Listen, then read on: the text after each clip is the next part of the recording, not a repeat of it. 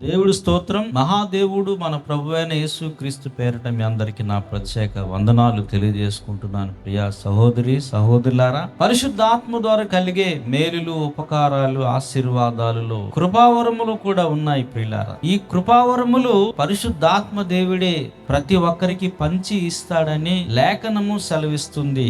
1 కొరింథీ పత్రిక 12వ అధ్యాయము 11వ వచనములు ఈ మాట కనబడుతుంది. పరిశుద్ధాత్ముడే ఈ వరములు తన ఇష్టము చొప్పున ప్రతివానికి పంచి ఇచ్చుచు ప్రతివానిలో కార్యసిద్ధి కలుగు చేస్తున్నాడని పౌలు తెలియజేస్తున్నాడు. ఆత్మను పొందడము ద్వారా మనము వరములను పొందుకుంటాం. ప్రియులారా, ఆత్మ దేవుడు మన మీదకి ఎప్పుడైతే దిగి వస్తాడో కృపావరములలో ఏదో ఒక వరం మనకి దొరుకుతుంది. ఆ ఇష్టము చొప్పున ఆ వరం మనకు అనుగ్రహిస్తాడు. ప్రియ సహోదరి సహోదరులారా, పరిశుద్ధాత్మ ద్వారా మనకి వరములు వస్తాయి. ఈ ఆత్మ సంబంధమైన వరముల ద్వారా మనము క్షమాభివృద్ధి చెందుతామని లేఖనం సెలవిస్తుంది.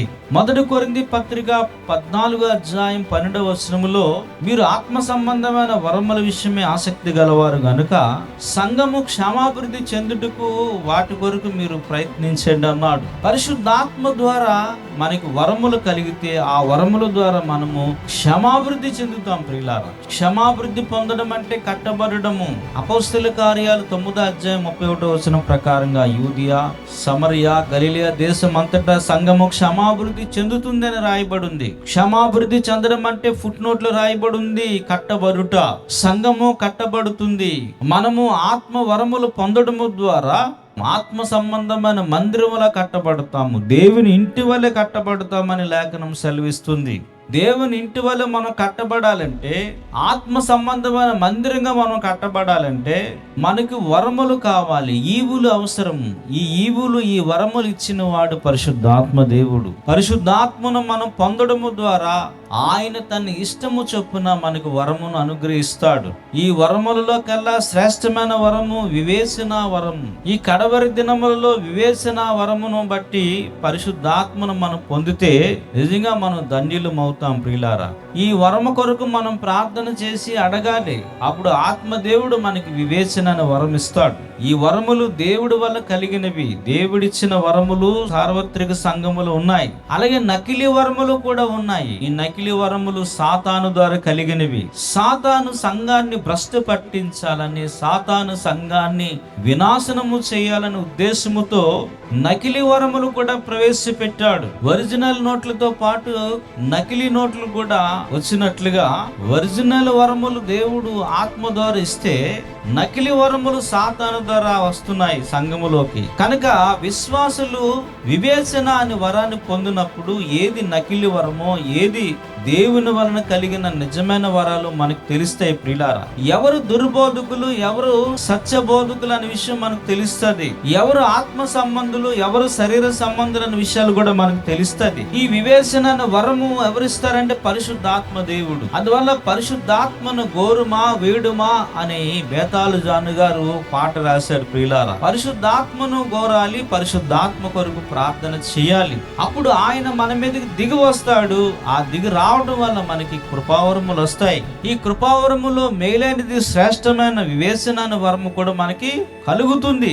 ఆ వరము ద్వారా ప్రియులారా అన్నిటిని మనం పరీక్షించగలము, వివేచించగలము. ప్రియులారా, దుష్టుడు తెచ్చిపెడుతున్న శోధనల నుండి మనం తప్పించుకోగలము. వివేచన అనే వరం మనకు ఉండాలి. అటువలే ప్రజలలో అబద్ధ ప్రవక్తులు ఉండిరి, మీలో కూడా అబద్ధ బోధకులు ఉంటారని పేతురు భక్తుడు 2వ పేతురు పత్రిక 2వ అధ్యాయం 1వ వచనం అన్నాడు. ప్రియులారా, అబద్ధ ప్రవక్తులు పూర్వకాలమందు ఉన్నారు ఇశ్రాయేలులో. అలాగే క్రొత్త నిబంధన సంఘములో కూడా అబద్ధ బోధకులు ఉంటారని ఆత్మ ద్వారా పేతురు భక్తుడు ప్రవచిస్తా ఉన్నాడు. మనం చూస్తా ఉన్నాం. ప్రియులారా, అబద్ధ బోధకులు ఉన్నారు. ఈ విపరీతమైన అబద్ధ బోధాలు సంఘములో వ్యాప్తిలోకి వచ్చేసాయి. ఏది దుర్బోధ, ఏది మానవ కల్పిత బోధ, ఏది దేవుని యొద్ద నుండి వచ్చిన బోధ, సత్య బోధ ఏది అనేది మనము వివేచించగలగాలి. అలా వివేచించినప్పుడే మనము సత్యములో ప్రతిష్ఠ చేయబడతాము.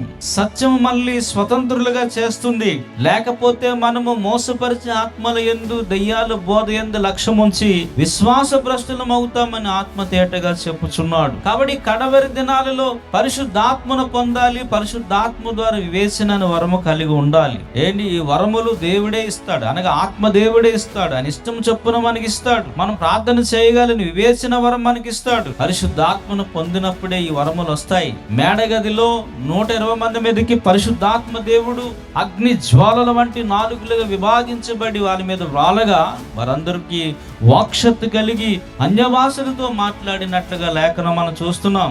అపోస్తల కార్యాలు 2:3 రాయబడి ఉంటుంది ప్రియులారా. వాళ్ళు పరిశుద్ధాత్మను పొందాక అన్య భాషలతో మాట్లాడారు. అలాగే కొర్నేలి ఇంటి దగ్గర పేతురు భక్తుడు దేవుని వాక్యం బోధిస్తూ ఉన్నప్పుడు వాళ్ళందరి మీదకి ఆత్మదేవుడు దిగి వచ్చాడు.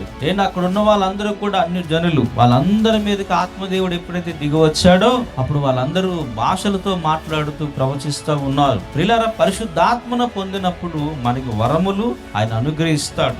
ఎఫెసీ సంఘ విశ్వాసుల దగ్గరికి పౌలు భక్తుడు వచ్చి, మీరు విశ్వసించినప్పుడు పరిశుద్ధాత్మను పొందితేరా అని అడిగాడు. అక్కడ ఉన్న వాళ్ళు పొందితే పొందాము, లేదంటే లేదని చెప్పాలి. కానీ వాళ్ళు అన్నారు, అసలు పరిశుద్ధాత్ముడు ఉన్నాడనే సంగతే మాకు తెలియదు అన్నారు. అప్పుడు వాళ్ళు యోహాను ఇచ్చిన బాప్టిసం తీసుకున్నారని పౌలు గ్రహించి వారికి మరలా యేసు నామములో పాప క్షమాపణ కొరకు బాప్టిసం ఇచ్చాడు.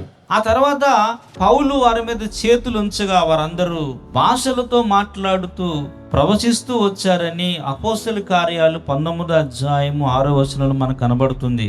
ప్రియులారా, పరిశుద్ధాత్మను మనం పొందాలి. పరిశుద్ధాత్మను పొందిన వాళ్ళు ఏమవుతారంటే వరములు పొందుకున్న వాళ్ళు అవుతారు. వరములు పొందుకోవడం ద్వారా మనము క్షమాభివృద్ధి చెందుతాం. అనగా దేవుని ఇంటి వల్లే కట్టబడతాం. ఆత్మ సంబంధమైన మందిరంగా కట్టబడతాం. దేవుని చిత్తం మన జీవితంలో నెరవేరుతుంది. ప్రియులారా, వరములు అనేది మనకి చాలా ఇంపార్టెంట్. ప్రేమ ముఖ్యము. ప్రేమతో పాటు వరములు కూడా ఉండాలంటున్నాడు పౌలు భక్తుడు. ప్రేమే ముఖ్యము. భాషల కన్నా, ప్రవచనాల కన్నా, అద్భుతాల కన్నా ప్రేమే ముఖ్యమని చెప్పిన పౌలు భక్తుడు 14 కన్క్లూడింగ్ ఏమిస్తున్నాడంటే, భాషలతో మాట్లాడే వారిని ఆటంకపరచొద్దు, సమస్తమును మర్యాదగా క్రమముగా చేయండి. అనగా ఈ వరములను మీరు సద్వినియోగం చేసుకోమంటున్నాడు. పరిశుద్ధాత్మ ద్వారా కలిగి ఈ వరములు మనం పొందుకొని ఆ వరములతో పాటు దేవుని ప్రేమను మనం పొందుకోవాలి. ఎందుకంటే మనుషులు భాషలతో మాట్లాడిన, దేవదూతల భాషలతో మాట్లాడిన ప్రేమ లేని వాడినైతే వ్యర్థుడును అన్నాడు పౌలు భక్తుడు. కొండలను పెకిలించే పరిపూర్ణ విశ్వాసము నాలో ఉన్న, జ్ఞానమంతా ఎరిగిన, మర్మములన్నీ ఎరిగిన ప్రేమ లేని వాడినైతే వ్యర్థుడని అన్నాడు. కనుక ప్రియులారా, ప్రేమ అనేది మనకు చాలా ముఖ్యమైనది. శ్రేష్టమైన నిత్యమైన ప్రేమ మనలో ఉండాలి.